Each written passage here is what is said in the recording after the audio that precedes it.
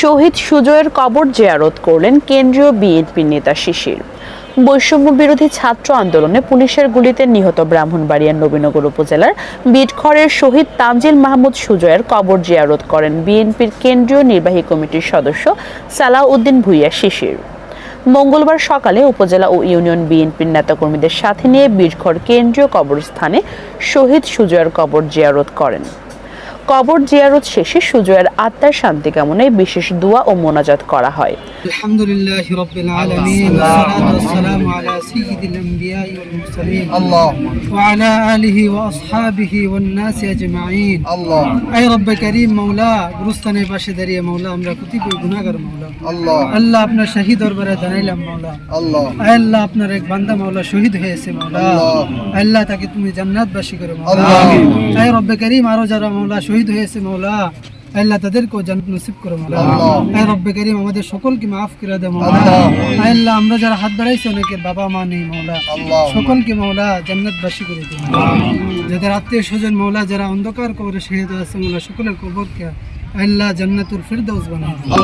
সুবহান রাব্বিকা রাব্বিল ইজ্জাতি আম্মা ইয়াসিফুন ওয়া সালামুন আলাল মুরসালিন আলহামদুলিল্লাহি রাব্বিল আলামিন আমিন বিরহমাতিল্লাহ। তার বাবা ও স্বজনদের সঙ্গে সাক্ষাৎ করে সমবেদনা জানান এই বিএনপির নেতা সালাউদ্দিন ভূঁইয়া শিশির।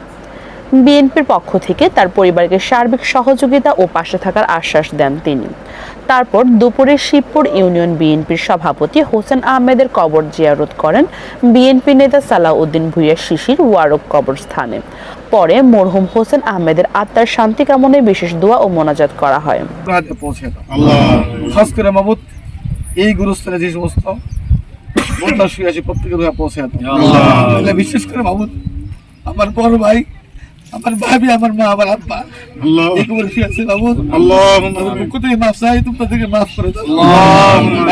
দুনিয়ার গ্রেপ্তার হয়ে থাকে তাদের পক্ষ থেকে তাদের করতে ব্যস্ত বাগান মানে যোগাযোগ করে দাও।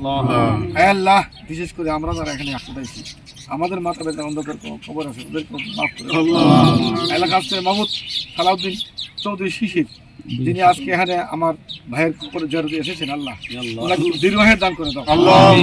আল্লাহ ওনার মনে আশা আকাঙ্ক্ষা পূর্ণ করে দাও। সমাজ, দেশ তথা জাতি খেদমত করতে পারে সেরকম তৌফিক দান করে দাও।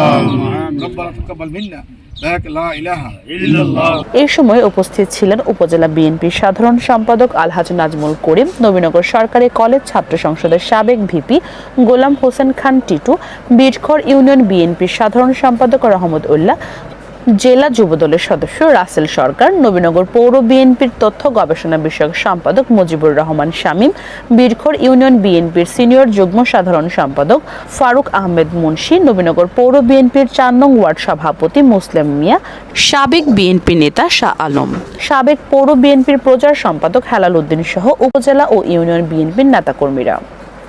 তিনি আরও বলেন, আজকের এই দিনে শহীদ রাষ্ট্রপতি জিয়াউর রহমানকে স্মরণ করছি এবং বিএনপির ভারপ্রাপ্ত চেয়ারম্যান তারেক রহমান ও চেয়ারপারসন দেশনেত্রী বেগম খালেদা জিয়ার জন্য দোয়া ও দেশবাসীর কাছে দোয়া চাচ্ছি।